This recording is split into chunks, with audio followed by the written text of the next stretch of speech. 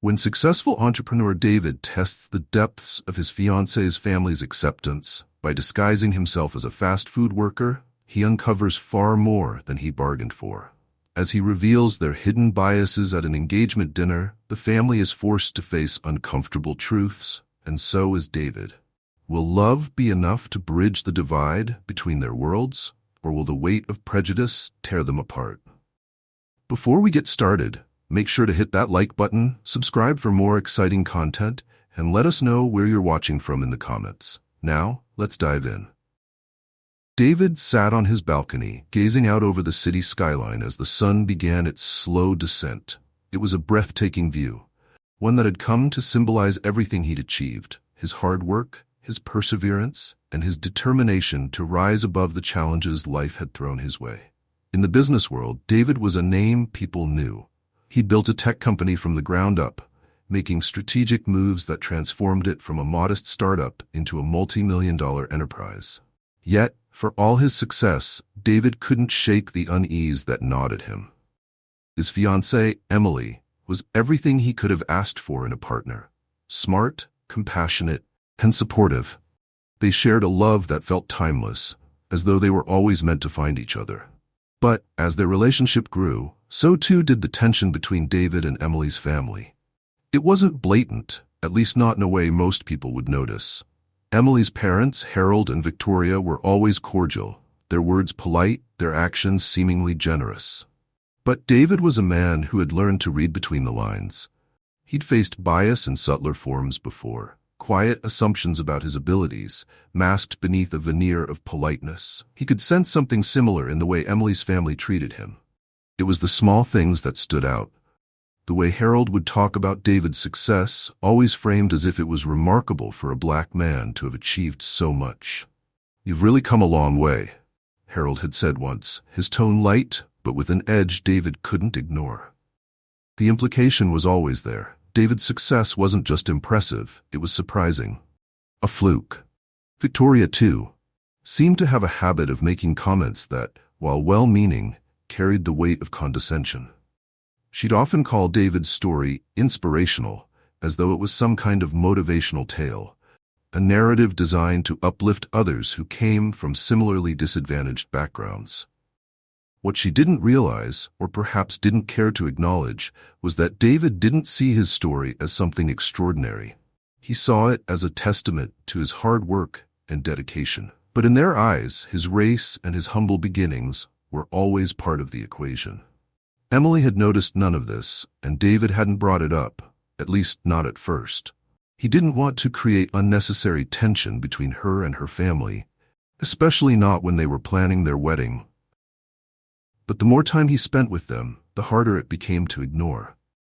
It was as though every conversation, every interaction, came with an asterisk attached to his success, as if Harold and Victoria couldn't quite reconcile his achievements with the color of his skin. David had grown up in a working-class neighborhood where opportunities were scarce, and he'd had to fight for every inch of ground he gained.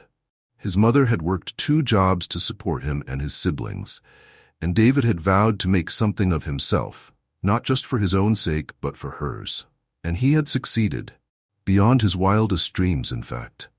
But despite everything, there were still people like Harold and Victoria who would always see him as an outsider, someone who didn't quite belong in their world.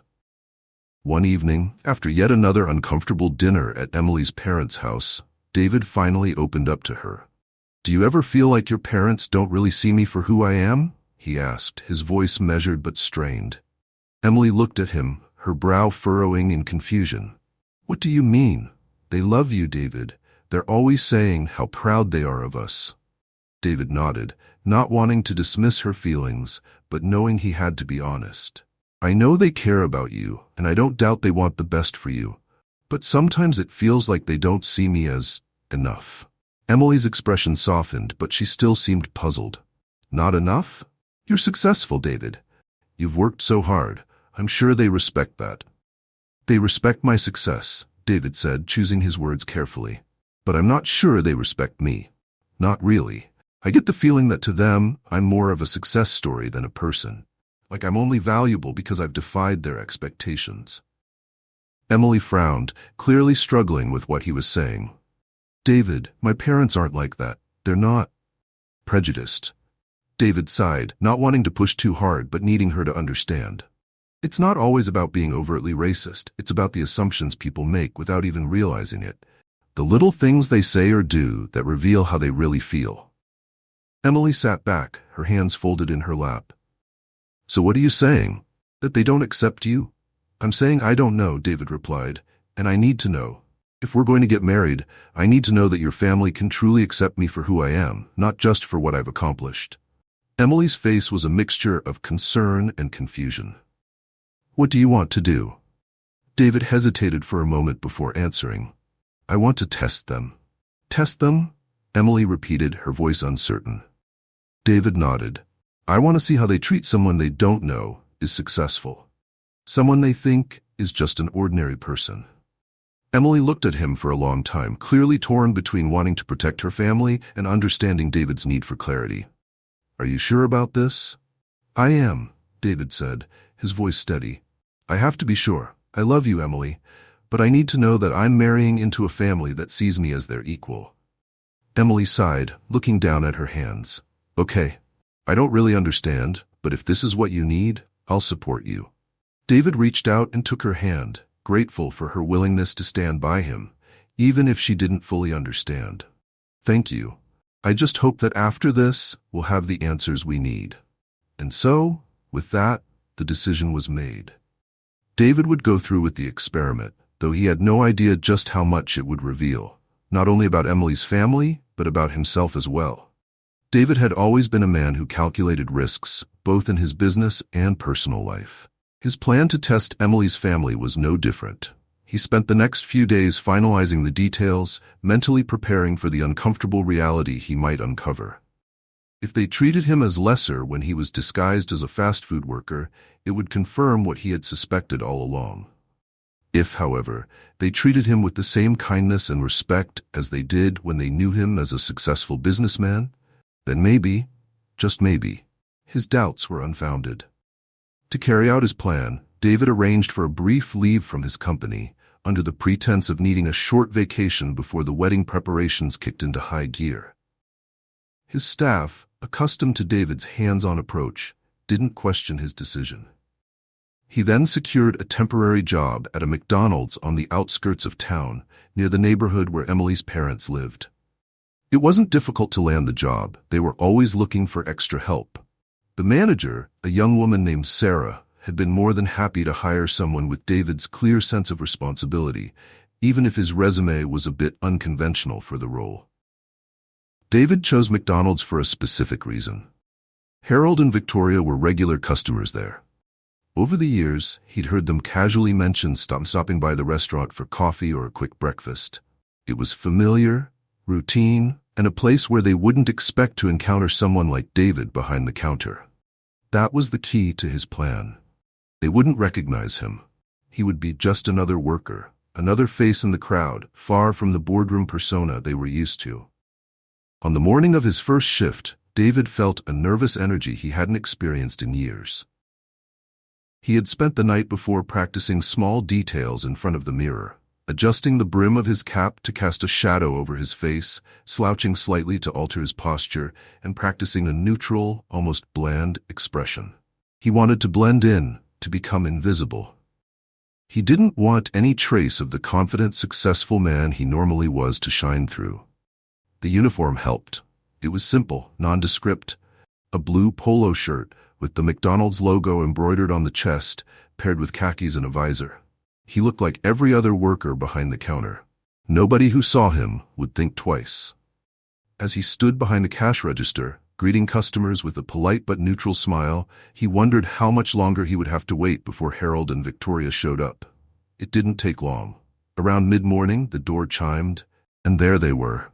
Harold in his usual business casual attire, a sign of his semi-retired status, and Victoria with her designer handbag slung over one shoulder. They walked in, chatting quietly between themselves. David's heart raced, though he forced himself to stay calm. This was it, the moment he had prepared for. Would they see him? Would they recognize him through his disguise? As they approached the counter, David straightened his back slightly, but kept his face neutral, offering the same polite smile he had given every other customer that morning. "Good morning," he greeted them, his voice carefully modulated to sound polite but unremarkable. Harold barely looked at him as he ordered his usual coffee, black, no sugar. Victoria glanced at the menu for a moment before ordering a breakfast sandwich and a latte. They both treated David as though he were a fixture of the restaurant, nothing more than a worker doing his job. There was no recognition in their eyes, no flicker of acknowledgement that they knew him from somewhere else. David quickly rang up their order and handed them their receipt, his hands steady despite the storm of emotions brewing inside him. The exchange was brief, and for a moment, he thought perhaps everything would pass without incident. Perhaps they were simply in a rush, and didn't think much about the person behind the counter. But then, as Harold waited for his coffee, he turned to Victoria and said something that made David's blood run cold. "Honestly, it's a wonder these people can keep a job. Most of them are probably just working here until something better comes along, if they're lucky enough to find it." David's heart sank. There was no malice in Harold's tone, no outright hostility. But the casual disdain, the assumption that the workers behind the counter were lesser, was unmistakable. He had never heard Harold speak that way when he was around him as a successful businessman. But here, in this context, Harold's bias was clear. He saw the workers at McDonald's as temporary, replaceable, and unworthy of the kind of respect he reserved for people he deemed important. Victoria, for her part, didn't seem to disagree. She nodded along, adding, "Well, at least it's honest work, I suppose. Better than sitting at home doing nothing." David clenched his jaw, forcing himself to stay calm. It took every ounce of self-control not to react. He reminded himself why he was doing this, to see the truth. And the truth, it seemed, was unfolding right in front of him. When their order was ready, David handed them their tray, keeping his expression neutral. Harold took his coffee without so much as a thank you, while Victoria gave him a cursory nod before they walked away to sit at their usual table by the window. David watched them for a moment, his heart heavy with disappointment. He hadn't expected them to lavish him with praise, but he also hadn't expected the subtle but cutting remarks they had made about people like him, people they thought were beneath them. It was one thing to suspect prejudice. It was another to see it play out in real time, to witness the casual, almost thoughtless way they dismissed the worth of the people working behind the counter. He had gotten his answer, and it wasn't the one he had hoped for. The rest of his shift passed in a blur. David went through the motions, taking orders, handing out food, and offering polite smiles to customers who barely looked at him. But his mind was elsewhere, replaying the conversation he had overheard, the way Harold and Victoria had spoken so dismissively about people they didn't even know. People like him, at least in this context. By the time his shift ended, David felt emotionally drained. He had expected this experiment to be difficult, but he hadn't anticipated just how personal it would feel. He had always known there was a distance between him and Emily's family. But seeing it in action, seeing how easily they slipped into condescending behavior when they thought he was just an ordinary worker, was a blow he hadn't been fully prepared for. As he changed out of his uniform and headed home, David knew he couldn't keep this to himself. He had to tell Emily what had happened. He had to share the truth of what he had seen. But how would she react? Would she defend her parents? Or would she finally see what he had been trying to explain all along, that their acceptance of him was conditional, based on his success, not on who he truly was? David wasn't sure, but as he drove home, the weight of the experiment pressed down on him. The truth, as painful as it was, could no longer be ignored. The next step would be even harder, revealing that truth to the woman he loved. The days following David's experiment were some of the most difficult he had ever experienced. A sense of betrayal lingered in his mind, and the weight of his discovery grew heavier with each passing hour. He couldn't look at Emily's parents the same way, knowing what he did now. But the hardest part was knowing he had to confront Emily with the truth. How could he tell her that her family, the people she loved and trusted, saw him, and others like him, as lesser? David thought about it constantly. He replayed the scene in his mind over and over again, hearing Harold's dismissive tone and seeing the slight, unthinking nod from Victoria as they made their remarks. It wasn't that they were overtly cruel. No, it was much more insidious than that, the casual, almost benign nature of their prejudice. That was what cut the deepest. The idea that people who saw themselves as good, kind, and decent could still harbor such demeaning views and never question them.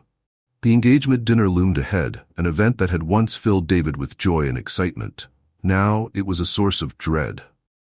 He had been looking forward to this moment, a celebration of love between him and Emily, the merging of their two families. But now, the dinner felt like a ticking time bomb. He wasn't sure how things would play out, but he knew one thing. He couldn't stay silent anymore. The night of the dinner arrived, and David could feel the tension building in his chest as they prepared to leave the house. Emily was radiant in a soft blue dress, her hair pinned up elegantly, a look of pure happiness on her face. She had no idea what was weighing on David's mind. He had been distant in the days following the experiment, but he had reassured her that everything was fine. Tonight, however, that charade would end. As they arrived at the upscale restaurant where the dinner was being held, David couldn't help but feel a pang of anxiety. Emily's parents, Harold and Victoria, were already there, along with a few close friends and members of David's family. The room was decorated with soft lighting, candles flickering on the tables, casting a warm glow over the celebration. The atmosphere was light and cheerful, at least for everyone else. David exchanged pleasantries with the guests, shaking hands and smiling when necessary, but his mind was elsewhere. He glanced over at Harold and Victoria, who were chatting with one of his business associates, looking every bit the proud, doting in-laws. They greeted him warmly, but all David could think about was the way they had treated him during the experiment, the way they had treated the worker they thought he was. As the evening progressed, dinner was served, and the conversation flowed easily around the table. People talked about wedding plans, shared stories about their relationships, and laughed at memories of David and Emily's early days together. But David barely participated. He was quiet, reserved, and focused on the moment he knew was coming, the moment he would finally tell the truth. When the main course was finished, the time for speeches came. Harold stood up first, clinking his glass to get everyone's attention. "I'd like to say a few words about this incredible occasion," Harold began, his voice warm and jovial. "As most of you know, when Emily first told us about David, we were thrilled. She couldn't have found a more successful, intelligent, and driven man. David, you've accomplished so much, and we couldn't be more proud to welcome you into our family." David listened to the words, hollow as they sounded. They weren't false, but they weren't entirely true either.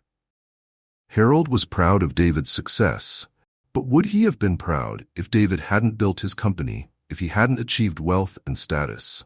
Harold continued, speaking about love, family, and the future, while David stared down at his plate, his hand clenched around the stem of his wine glass. He knew he had to say something, and soon. When Harold finally sat down, the table erupted in applause, and the pressure in David's chest became almost unbearable. It was time. David stood up slowly, taking a deep breath as he did so. He could feel all eyes turn toward him. Emily's, Harold's, Victoria's, and everyone else's. The room fell silent, expectant, waiting for the groom-to-be's speech. He cleared his throat, his voice steady but full of emotion. "I appreciate everything that's been said tonight, and I'm truly grateful for all of you being here to celebrate this occasion," David began, glancing around the room. "But there's something I need to talk about, something that's been weighing on me." The energy in the room shifted slightly, the warmth of the evening growing cooler as David's tone changed. Emily's brow furrowed, her smile fading as she sensed the seriousness in his words. "I've been thinking a lot about family," David continued, his eyes moving from guest to guest, "about what it means to be accepted, truly accepted, for who you are. And recently, I decided to put that idea to the test." He paused, letting the weight of his words settle in. He could see Harold and Victoria exchange confused glances, while Emily looked at him with a growing sense of unease. "I did something a little unconventional," David said, his voice tightening slightly. I took a job temporarily at a McDonald's near where Harold and Victoria live. The room grew still, the tension palpable. Harold's face registered confusion, and Victoria looked downright puzzled. "What are you talking about?" Harold asked, a hint of irritation creeping into his voice. David didn't waver. "I worked behind the counter, serving customers, just like any other employee. And during that time, I had the opportunity to see how people treated me when they didn't know who I was." He could feel the room growing colder with every word, but he pressed on. "Harold, Victoria, you came in one morning. I was there. You didn't recognize me because I was wearing a uniform, because I didn't look like the David you know, and the way you treated me was very different from the way you treat me now." Victoria gasped, her hand flying to her mouth, while Harold stiffened in his seat, his eyes narrowing. "What are you saying?" Harold demanded, his voice tight with indignation. "I'm saying," David replied, his voice steady but full of emotion, "that when you thought I was just a fast food worker, you treated me, and others like me, as lesser. You made comments about how it was a wonder people like me could keep a job, as if we weren't capable of more. You didn't see me as a person, you saw me as a role, and that made all the difference." The room was deadly silent now, the atmosphere charged with shock and disbelief. Emily's face had gone pale, her eyes wide as she processed what David was saying. Harold was the first to respond, his face flushed with anger. "That's ridiculous. You're blowing this out of proportion, David. We were just making conversation." "Were you?" David shot back, his voice growing firmer. "Because the way you talked, the way you acted, it didn't feel like just conversation. It felt like you were looking down on people who work jobs like that. People who you think don't deserve the same respect as someone like me, someone who's successful." Victoria's voice cracked as she spoke, her hands trembling slightly. "David, we didn't mean anything by it. We didn't know it was you." "That's exactly the point," David said, his tone soft but full of hurt. "You didn't know it was me. And because of that, you didn't treat me the way you would have if you'd known. You treated me like I was invisible." Emily finally spoke, her voice small and shaky. "David, why didn't you tell me you were doing this? Why would you test them like this?" David turned to her, his heart aching. "Because I needed to know. I needed to know if they could truly accept me for who I am, not just for what I've achieved." Emily's eyes filled with tears, her face a mixture of shock and sadness. "And now what?" David looked around the room, the faces of his friends and family, and finally back at Emily's parents. "I don't know, but I can't move forward like this, not until we confront the truth. Not until we deal with the way we see people, and the way we treat them." The silence that followed was heavy, the reality of David's words settling over the room like a dark cloud. No one knew what to say. No one knew how to respond to the truth that had just been laid bare. David sat down, the weight of his confession settling over him, knowing that nothing would ever be the same again. The silence after David's revelation hung in the air like a thick fog, palpable and stifling. It was as though everyone in the room was frozen, unsure of what to say, how to act, or where to even begin processing what had just happened. The engagement dinner, once filled with laughter and light-hearted conversations, had turned into something entirely different, a confrontation none of them had expected. Emily's face remained pale, her eyes glossy with unshed tears, while her parents sat in a stunned and defensive silence. David's confession had shattered the illusion of harmony that had cloaked the evening, and now they were left with the raw truth, exposed and uncomfortable. Harold was the first to break the silence, his face, once flushed with shock, now hardened with a mixture of anger and disbelief. He leaned forward slightly, narrowing his eyes at David as though trying to make sense of what he had just heard. "I can't believe you would do something like this, David," Harold said, his voice low and tight with tension. "You set us up. You deliberately tried to catch us in some kind of trap." David felt the heat rising in his chest, but he remained calm. "It wasn't a trap, Harold. It was a test. A test to see how you treat people when you think they're beneath you." Harold scoffed, shaking his head. "That's absurd. We've treated you with nothing but respect, David. You're part of this family." "But that's the point, isn't it?" David replied, his voice measured but firm. "You've treated me with respect because of my success, because of what I've achieved. But when you thought I was just an ordinary fast food worker, that respect disappeared. Victoria, who had been sitting in stunned silence, finally spoke up, her voice trembling with indignation. David, you're taking this too far. We didn't even know it was you. How can you hold that against us? David looked at her, his expression softening, but the hurt was still evident in his eyes. That's exactly why I'm holding it against you, Victoria. Because you didn't know it was me. You didn't know I was David the businessman. You just saw another worker, and you treated me, and others like me, like we didn't matter, like we weren't worthy of your attention. Victoria's hand flew to her mouth, her eyes wide as she struggled to find the right words. We didn't mean it that way. We didn't mean to? David interrupted gently. That's the thing about prejudice. It's often unconscious. You don't mean to hurt people, but you do, and that's what makes it so dangerous. Emily, who had been silent throughout the entire confrontation, finally spoke, her voice barely above a whisper. David, why didn't you tell me? David turned to her, his heart aching as he saw the hurt in her eyes. He hadn't wanted to cause her pain, but he knew that this conversation was necessary. I didn't want to hurt you, Em. I didn't want to believe that your family could think this way. But I needed to know.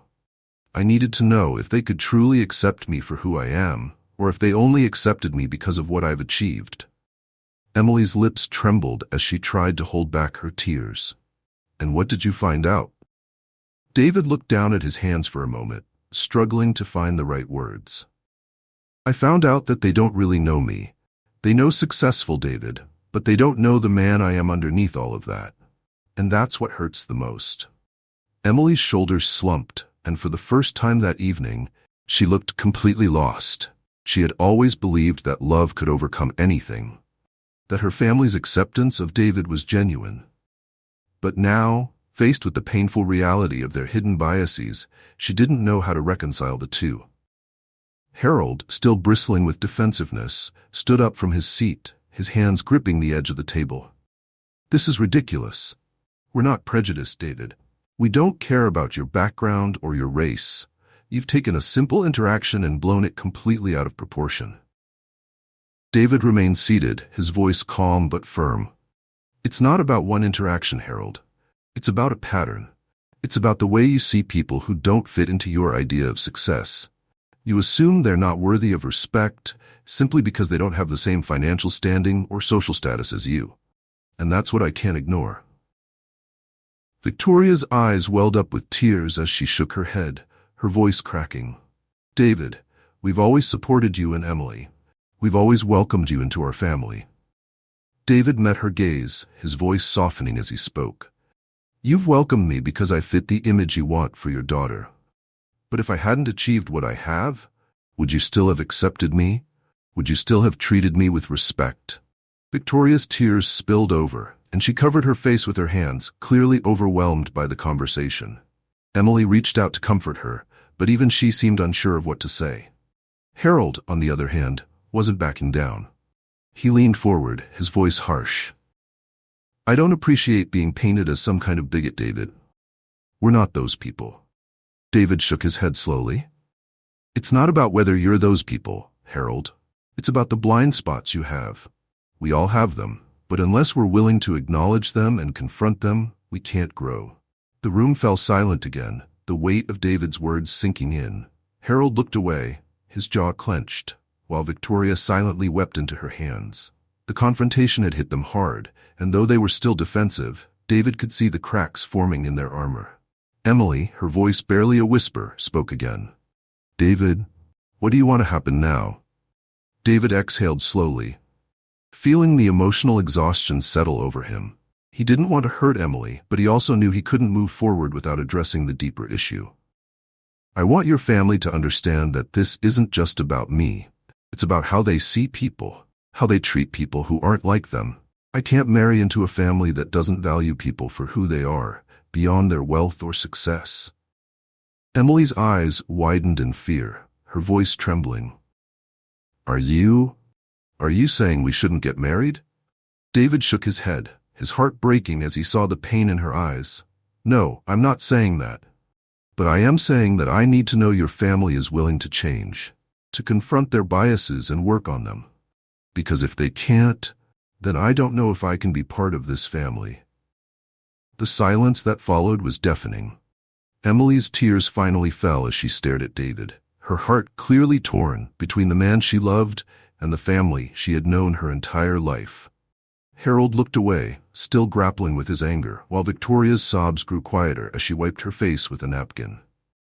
David felt the weight of the moment pressing down on him, but he knew he had said what needed to be said. The path forward wasn't clear, but the truth was out in the open now, and there was no going back.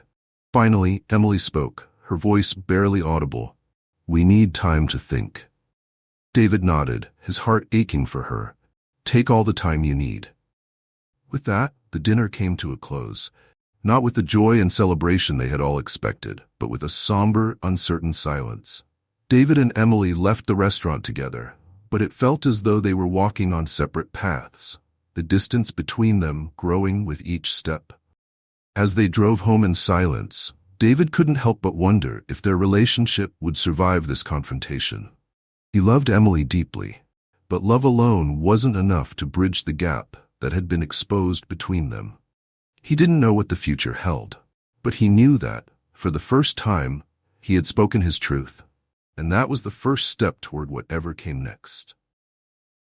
In the days following the engagement dinner, the silence between David and Emily was thick and oppressive.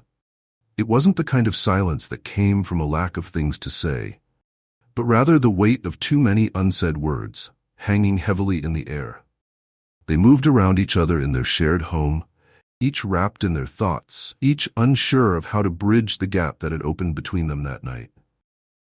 For Emily, the revelation had been like an earthquake, shaking the very foundation of how she saw her family and herself. She had grown up believing that her parents were good people, and they were in many ways. They had provided for her, loved her, and always encouraged her to be the best version of herself. But now, for the first time, she was forced to confront a reality she had never fully acknowledged. That even good people, people she loved, could hold harmful, unconscious biases. She spent sleepless nights going over the dinner in her mind, replaying David's words, the look on her parents' faces, the tension that had thickened the air. She had always known her family to be proud and in some ways insulated in their privilege, but she had never seen it through David's eyes before. It hurt to think that the people who had raised her, the people she admired, could see David, or anyone, through such a narrow, prejudiced lens. David, on the other hand, was grappling with his own pain. He had hoped for a different outcome, for a realization from Emily's parents that would show they were willing to change. But that hadn't come, at least not yet. He loved Emily deeply, but the engagement dinner had revealed a chasm between them, a gap in understanding that might not be easily bridged. He wasn't sure how to move forward, not without the kind of openness and accountability he needed from her family. And yet, he didn't want to lose her. His love for Emily was real, but so were the wounds that had been reopened by her family's behavior. A few days after the dinner, Emily approached David as he sat on the edge of their bed, staring blankly at the floor. "David, can we talk?" she asked, her voice soft but tentative. David nodded, though he didn't look up right away. He felt the tension in his chest, the same tension that had been there since the dinner. He didn't know how this conversation would go, but he knew it was inevitable. They couldn't keep avoiding the issue. Emily sat beside him, close but not quite touching. She took a deep breath, gathering her thoughts before speaking. "I've been thinking a lot about what you said," she began, her voice steady but laced with emotion, "about my family, about their behavior, and about how blind I've been to it."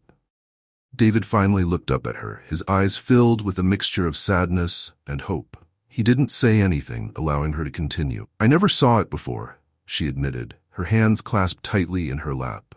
"I guess I didn't want to see it. I've always thought of my parents as good people, and they are. But I understand now that being good doesn't mean they don't have biases, or that they haven't said or done things that are hurtful." David exhaled slowly, his shoulders relaxing just a little. It was the first time since the dinner that he'd heard Emily acknowledge the problem. It was a small step, but it mattered. "I never wanted to believe they could treat you or anyone that way," Emily continued, her voice breaking slightly. But I can't deny it anymore. What you told me, what you experienced, it's real. And I'm sorry I didn't see it sooner. I'm sorry you had to go through that. David reached over and took her hand, his fingers gently wrapping around hers. It's not your fault, Em, he said quietly. I know you love your family, and I know this is hard for you. Emily nodded, tears welling in her eyes. But it's not just about them. It's about me too.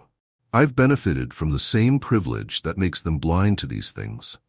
I've lived in a world where I didn't have to face what you face, where I didn't have to think about these issues because they didn't affect me directly. And I'm sorry for that. David squeezed her hand, his heart aching for her as much as for himself. You're seeing it now, and that's what matters. We all have blind spots, but it's what we do when we recognize them that defines who we are. Emily wiped her eyes, trying to keep her voice steady. I want to do better, David. I want to understand more, to be more aware of these things.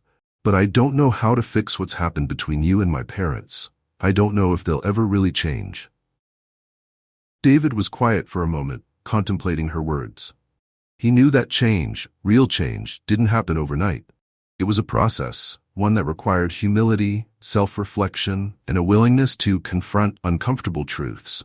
He wasn't sure if Harold and Victoria were capable of that, but he did know that he couldn't ignore what had happened either. I don't know if they'll change either, David admitted, his voice somber. But I can't marry into a family where this goes unaddressed. I need to know that they're willing to work on this, to really look at themselves and see the harm their words and actions can cause. Emily nodded, understanding the gravity of his words. I'll talk to them, she promised.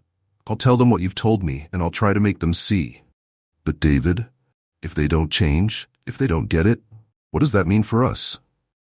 David sighed, the weight of the question settling heavily on his shoulders. I don't know, he said honestly. But I do know that I love you, and I want to build a life with you. I just need to know that we're both on the same page about this, that we can move forward together. Emily leaned into him, resting her head on his shoulder, and for a moment they sat in silence, holding each other in the quiet of the room. It was a fragile peace, but it was something, a starting point. The next few weeks were tense, as Emily began the difficult task of talking to her parents about what had happened. At first, Harold and Victoria were defensive, unwilling to acknowledge that their words and actions had hurt David. They insisted that they hadn't meant any harm, that it was all a misunderstanding. But Emily didn't back down. She challenged them, gently but firmly, to see things from David's perspective, to understand how their behavior had come across. It wasn't an easy process. Harold, in particular, struggled with the idea that he could have been in the wrong. He was proud of his accomplishments, of the life he had built, and he had always believed that his success came from hard work and merit. The idea that his views on success and failure could be shaped by unconscious bias was difficult for him to accept. But slowly, cracks began to form in their defensiveness. Victoria, after several long and emotional conversations with Emily, began to see the truth in what David had said. She admitted that she hadn't thought much about how her words might come across, that she had taken for granted the privilege of her own life. Harold, too, though still resistant at times, started to reflect on his behavior. It wasn't easy for him to admit that he had judged people based on their jobs or background. But with Emily's persistent encouragement, he began to open his mind to the possibility that he had been wrong. David, for his part, gave them space to go through this process.